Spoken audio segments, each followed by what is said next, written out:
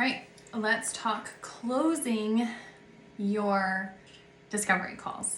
Okay, so there is a lot of stuff out there in the industry where people are like, no, you don't have to do discovery calls. You don't have to do discovery calls.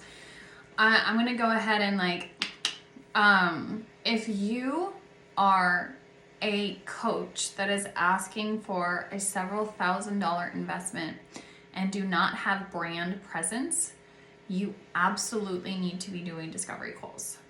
Imagine it this way, that you are being interviewed for a job, because that's what's happening. You're being interviewed for a job to be this person's coach and to be paid very well for it. I think it makes sense to allow them the opportunity to interview you to make sure that you are the fit that they are looking for, especially if there's a contract involved. Okay, so let's go ahead and, if someone's saying, oh, you don't need to do discovery calls, it's because they probably have brand presence. They're probably already making 50K months, 100K months. And yeah, they probably don't need to do discovery calls anymore because their brand presence is so high that people know who they are and know automatically, I want to jump in and work with this person. So for those of us that are still in that process of creating a brand presence and growing our businesses, we still need to do discovery calls. Now, one of the challenges that my clients have come to me about when it comes to discovery calls is actually closing people on those calls and getting them converted into paying clients. The biggest problem that has been reported to me when someone comes in to work with me in one of my containers, when it comes to discovery calls, are that people are not qualified.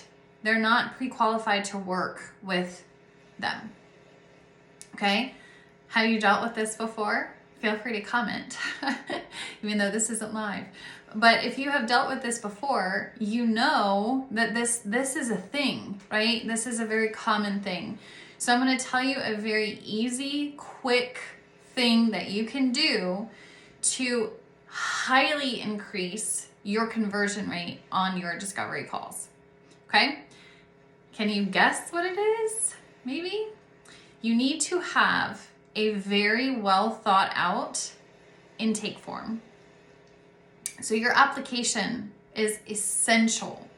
If you're just getting people on the phone and talking to them, there's no filtration, right? So they're seeing stuff, they're wanting information, they're wanting help, but these very well may not be people that can afford to work with you or that really need what you have to offer. So having a really good application form in place before people hop on the call is going to be very, very helpful, and making sure that you are clear in this application form of the fact that if they fill this out, they may not be approved for the call, because you need to pre-screen these people.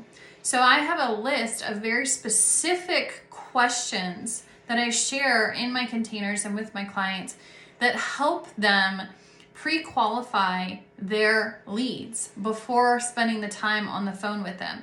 Because if these don't sound at all like people that we could work with or help or that we're aligned with, there's no point in spending that time, right? There's no point wasting their time, wasting our time, wasting Zoom's time, right? There's no point in it. So having that intake that has very specific targeted questions to help make sure that these are people that are going to be a great fit for you to work with is essential, and makes a huge, huge difference in being able to close and convert those potential clients into paying clients.